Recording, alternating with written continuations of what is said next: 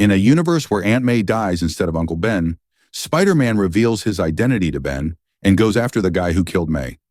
He keeps punching and screaming at the guy until he eventually kicks him out the window and kills him. However, Uncle Ben quickly shows up to save Peter's identity from the police and ultimately gets arrested instead of him. Peter can't stop blaming himself for May's death and Ben's imprisonment, and therefore decides to put down the mask once and for all, which just frustrates Jonah because Spider-Man's disappearance was getting all the attention, while his son, who had just died a hero, was getting none. And so he decides to begin slandering Spider-Man publicly until he is threatened and confronted by him. This leads to Peter getting caught sneaking out and ultimately sent to juvie, where he is bullied by Flash. Spidey can't take it anymore, and therefore escapes and spends his life on the run, sleeping anywhere and stealing anything until he is inspired to do better. But then, after defeating Green Goblin and seeing him get psychiatric help instead of going to prison, even though he killed so many people, Peter decides to break Ben out of his cell. Ben refuses to comply, telling Pete to move on and focus on his life, which he pretty much does until Ben is finally set free and takes down villains with Peter, helping him become a hero. In one of the most hated Spider-Man comics ever written, it's revealed that Gwen Stacy, yeah, Peter's first love, once hooked up with Norman Osborn. You heard that right. A 19-year-old Gwen boinked the Green Goblin, cheated on Peter, and got pregnant with Goblin twins. This comic reads like a war crime, and somehow it gets worse. Turns out Norman specifically targeted Gwen because, as Peter puts it, Norman's a businessman. He saw a 2-for-1 deal and took it. The worst part? Peter finds all this out after Gwen's death, through letters she left behind like some twisted time capsule. And if that wasn't enough emotional damage, MJ knew. She knew Gwen slept with Norman.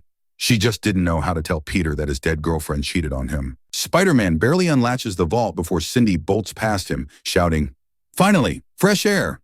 Spider-Man reminds her not to flash her powers in public. She weaves a makeshift costume from her own webs and declares, "Call me Silk." Swinging away, she's so quick that Spider-Man can barely keep up. Oddly, his spider sense isn't warning him of danger. It's pulling him toward her. Cindy asks where Morlun fell. When Peter admits the villain has died twice, she slaps him, furious. If Morlun returned once, he could do it again, making her release meaningless. Peter tries to retreat, but she snaps a web line around him and insists they're all still in danger. "Feel it," she demands. Peter suddenly does. His spider sense is pounding through his head and veins like never before. In that charged moment, Cindy lifts his mask and they kiss, surrendering to their intense, primal connection. After Wanda creates a perfect reality where mutants are superior, Spider-Man reveals his identity and falsely claims to be a mutant, leading to him being loved worldwide. He becomes famous, marries Gwen Stacy, and has a son. Even Uncle Ben is alive, but everything comes crashing down after J. Jonah Jameson finds Peter's old diary and exposes him as a fake mutant. Suddenly, Spider-Man is hated globally, and he's forced to fake his own death to escape to the wilderness with his family. The whole world celebrates his death, except Jonah, who regrets his hateful actions and refuses to celebrate. Unfortunately, Spidey's happy ending doesn't last long. The reality resets, leaving Peter with memories of his perfect life. He's now back to normal, grieving for a wife and son who never existed. Peter swings through the city, haunted by what he's lost, and tries his best to avoid MJ. He lands on a rooftop, takes off his mask, and sheds tears for Gwen and his son. Meanwhile, Quicksilver is living a miserable life. He's not even a mutant anymore since Wanda got rid of all mutants. Later, Spider-Man runs into Quicksilver, one of the people responsible for manipulating reality and ruining his life. Peter catches him before he can end his own life and angrily demands to know why he did it, why he destroyed everything. Quicksilver explains that his life also sucks. His father hates him, and his sister is gone. He tries to punch Peter, but as a powerless human, he's too slow. Spidey easily dodges it, grabs him by the neck, and holds him against the wall. Peter tells him that in that fake world, the woman he loved was alive again, and they had a baby. But now they're both gone, and he can't even bury them, because they never existed. And he can't explain anything to his real wife, MJ, because it wouldn't make sense. Quicksilver says that if he could fix it, he would. Peter tells him he's just a waste of space. Quicksilver reveals he's been thinking about taking his own life. Spider-Man, in his anger, encourages him to do it. Quicksilver jumps off the building to his death, and Spider-Man immediately regrets his hateful words. When Spider-Man's best friend, the Human Torch, died saving the world, everyone mourned. But no one felt it more than Franklin Richards, who lost his Uncle Johnny, just as Peter lost his beloved Uncle Ben. So when Peter offers Franklin a ride through the city to clear his head, it isn't just about swinging around, it's about healing together. After their swing, Franklin tells Peter a secret. He thinks he could have saved Johnny. Peter looks at him and says, "I'm going to tell you something. I know I could have saved my Uncle Ben." When Franklin asks why did he not, Peter explains that he was too young and didn't understand that every decision he made could affect those around him. He didn't realize that when you have gifts like theirs, you can't think about yourself first. You have to consider how lucky you are and how others might need your help, because that's what Ben would have wanted and what Johnny would have wanted too. On the way home, Franklin asks Peter, "What was your uncle's name?" A question that makes us all burst into tears. The heroes are playing poker when Kingpin suddenly walks in, causing the heroes to freak out. He assures them he's not here to fight, just to make an offer. He opens a suitcase full of cash and proposes a deal, $50,000 for each player. If they win, they can keep it or donate it. But if he wins, he'll use the money to buy a boat named Hero's Folly and an illegal Cuban cigar. Reed Richards asks Fisk why he went through so much trouble, and he replies by saying, "I just want to beat you." The heroes hesitate, but Spider-Man's spider sense isn't going off, so they agree. Doctor Strange goes all in immediately and loses, just like he lost Christine. I will remember you. More heroes drop out as hours pass. Spidey and Human Torch pretend to be commentators, annoying Kingpin. Reed asks about the craziest thing they've seen. Kingpin says a man who dresses in a spider outfit. Doctor Strange and Johnny talk about four-dimensional hyperfungus making babies. Eventually the thing loses and it's only Spider-Man, and Kingpin Spidey has a poker face advantage, but Kingpin claims he can read him like a book. On the final hand, Spidey goes all in. Kingpin, thinking it's a bluff, matches him. Kingpin laughs mockingly, believing he won with a flush, until Spidey reveals four of a kind. Kingpin, the baby man that he is left speechless. Spidey donates his winnings, takes $20, and swings off with flowers for MJ, laughing hysterically. Did you know that when Spider-Man died saving Captain America, the entire city came together to honor him?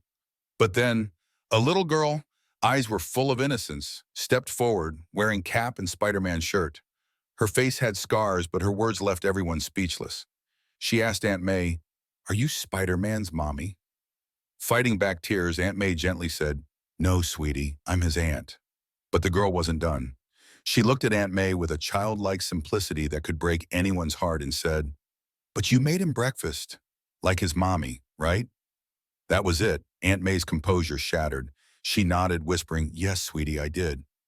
The girl then shared how Spider-Man had saved her from a fire when she was little.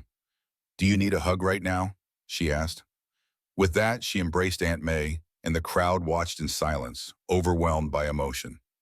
Without hesitation, Aunt May pulled the girl into her arms. She held her tightly, tears streaming down her face. It was a moment of shared grief, of connection, of love. Spider-Man wasn't just a hero, he was a symbol of hope. Even in death, Peter Parker inspired the city, reminding everyone what it truly means to be a hero. Subscribe for more Marvel shorts. Did you know why Spider-Man made Daredevil hang up the horns? It's pretty wild. In the 2019 Daredevil run, Matt gets into a fight with three thieves. Normally, he'd wipe the floor with them, but something's off. The fight gets messy, and one thief falls, cracks his head, and dies. For Matt, that's a breaking point. Then comes the Punisher. Frank shows up, acting like Matt finally gets it. He's ready to recruit Daredevil to his twisted idea of justice. Matt barely escapes the chaos that follows, and after a long night of running from half of New York, he finally makes it back to his apartment. And who's waiting for him? Spider-Man. But Pete isn't there to fight. He's there to confront him. See, Spider-Man knows what it's like to accidentally take a life, and he can see the darkness creeping into Matt. He tells him straight up, "Walk away. Step back before it consumes you." And that's it. No epic showdown, no big exit, just Spider-Man giving Matt the wake-up call he needs, and Daredevil quits. It's one of the most intense moments in Daredevil's story, and it all came down to Spider-Man. Spider-Man is on the run, being relentlessly pursued by the Avengers. But this isn't a simple chase. There's absolute chaos. Spider-Man believes Avengers are being manipulated. According to him, a villain known as the Grand Manipulator used a device called the Resequence to tamper with the Avengers' minds during a previous mission in a warehouse. Now Spider-Man claims to have retrieved the device and plans to deliver it to a trusted friend at the university, someone who can safely deactivate it and restore their minds. But there's a twist. Captain America believes it's Spider-Man who's been mind-controlled. The Avengers want to stop him, not to hurt him, but to prevent a potential disaster. Thor warns that if the device is tampered with incorrectly, It could scramble the minds of everyone in New York City, including Spider-Man himself. Realizing he's outnumbered and outpowered, Spider-Man doesn't fight, he flees. He stashes the device in his bag and escapes through the city streets, hoping to stay one step ahead of Earth's mightiest heroes. Iron Man is the first to catch up, but just as he's about to grab him, Spider-Man disables Tony's suit with a surprise gadget. One by one, the other Avengers try to stop him. She-Hulk charges, he sidesteps. Captain Marvel's annoying ass grabs him mid-air. He plants a web capsule that temporarily incapacitates her. Spider-Man knows he can't win in a full fight, but he can outthink them. He races into an office building, only to be confronted by Blade. A fight breaks out. Then Ryan Gosling joins in, turning it into a full-blown black-on-white crime scene. The pressure builds. Spider-Man is grabbed, kicked, cornered. But even then, he slips free, dodging attacks and keeping his bag close. Captain America finally gets hold of it, only to realize it's empty. Before the Avengers can regroup, Spider-Man hits them with a web bomb, tangling them up just long enough to escape once again. Eventually, Iron Man finds him this time, without a fight. Spider-Man hands over the device peacefully. The chase is over, or so it seems. But Captain America is still suspicious. He believes Spider-Man switched the device, and he's right. Spider-Man reveals he'd anticipated this moment all along. The real device had already been delivered. The entire chase was just a distraction, buying enough time for his friend at the university to safely deactivate it. The Avengers rush to the lab. Too late. The device has already been shut down by a man named Professor Crassus. But something still doesn't feel right. The Avengers begin questioning why their memories still seem distorted. Spider-Man appears again and insists they were all affected. Then comes the shocking reveal. Iron Man shows footage from the day before, proving Spider-Man was under mind control. But Black Panther presents another recording, one that shows the Avengers being manipulated. Both videos are real. Both sets of memories are true. Somehow, two distinct realities have overlapped, and that's when the real enemy reveals himself. Professor Crassus transforms, revealing his true identity as the Grand Manipulator. He's been altering their memories, rewriting their reality, and hiding in plain sight the entire time. His goal, to reshape the world using the resequencer. But when he activates it, something goes wrong. Spider-Man had a tingling that the professor wasn't who he claimed to be. So he made a subtle change to the device just in case, a change that ends up erasing the Grand Manipulator entirely. Reality stabilizes. The Avengers, finally free from the confusion, apologize to one another and go their separate ways, each returning to their path. Spider-Man's first mission with the Avengers turned into a total nightmare, and an embarrassing one at that.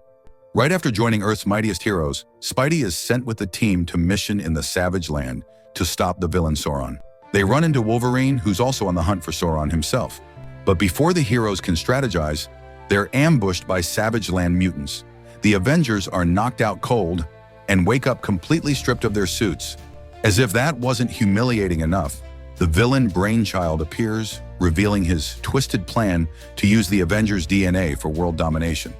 As the team is processing how badly things have gone sideways, that's when Spider-Man, in peak awkward Spidey fashion, blurts out, "I don't usually wear underwear under the suit.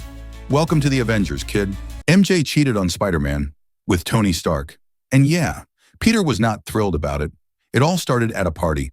Peter had to dip because his Spidey sense went off.